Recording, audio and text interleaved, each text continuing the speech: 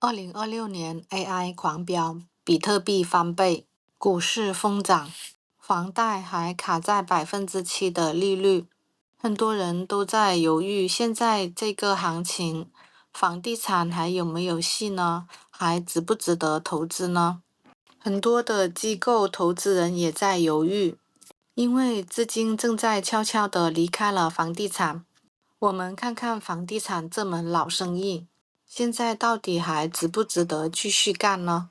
有没有注意到2025年这场的市场正在发生几大事件？比特币突破10万美元，在2025年10月份冲到了历史最高点12.6万美元。标普500上涨超过22%，其中科技的巨头贡献了60%以上的涨幅。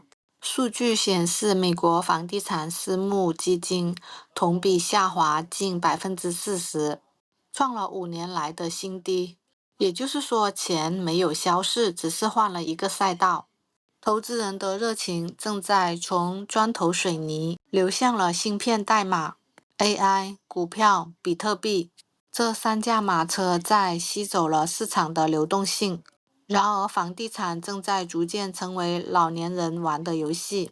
过去10年低利率时代成就了大部分美国的家庭财富。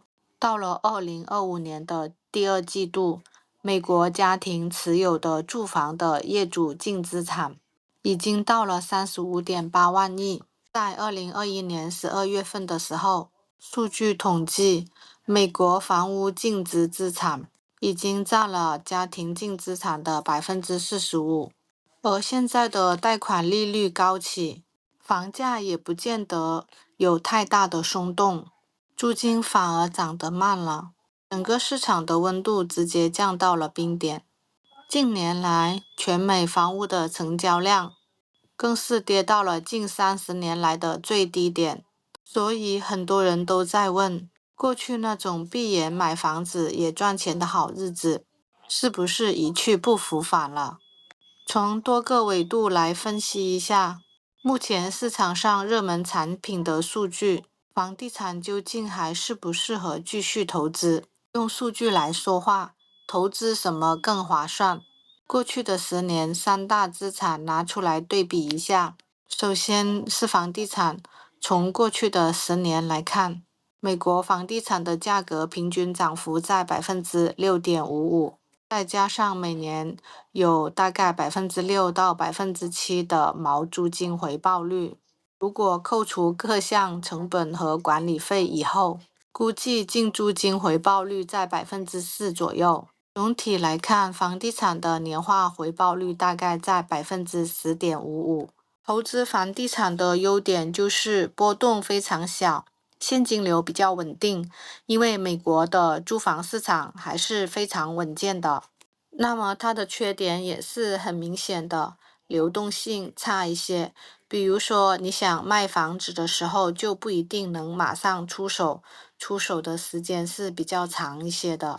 比如现在的房子就不太好出手。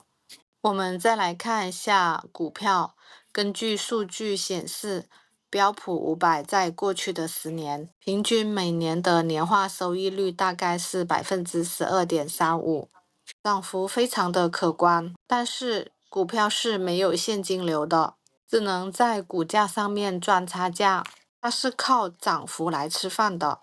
当然，你也得受到每天的情绪的摆布。不过，股票它的优点是，股票的流动性是非常强的，想卖的时候可以随时卖。然后我们再来看一下比特币。比特币是一种坐火箭型的资产，有几年暴涨了上千个百分点。比如2013年的时候，它涨了54倍。也有年份暴跌70%，比如说2018年和2022年。根据数据，2015年到2025年这10年，比特币的复利回报率大概在66.68%。比特币的波动也是最高的，一年能翻几倍，也能出现腰斩2次。所以比特币它是适合玩风险的人，比特币不适合求稳定的人。相比之下，房地产年化涨10.55%，波动率不到10%，股票涨12%，波动20%左右。而比特币虽然说涨得很快，超过60%，波动率也超过70%。最后一个就是美国10年期的国债，年化的回报率在4%到5%之间，风险最低，波动最小。但是国债也是没有太多的惊喜，属于稳稳的小白马。所以从风险调整后的收益来看，比特币赢在刺激，股票赢在速度上面，房地产赢在平衡上面。房地产它不是涨得最多的，却是最稳的。房地产的现金流可以预测，风险可控，还能抵御通胀。长期看，房地产它依然是可持续的财富积累的工具。房地产市场的现状冷静却稳固。别看现在房地产的热度下来了，但是房子还在。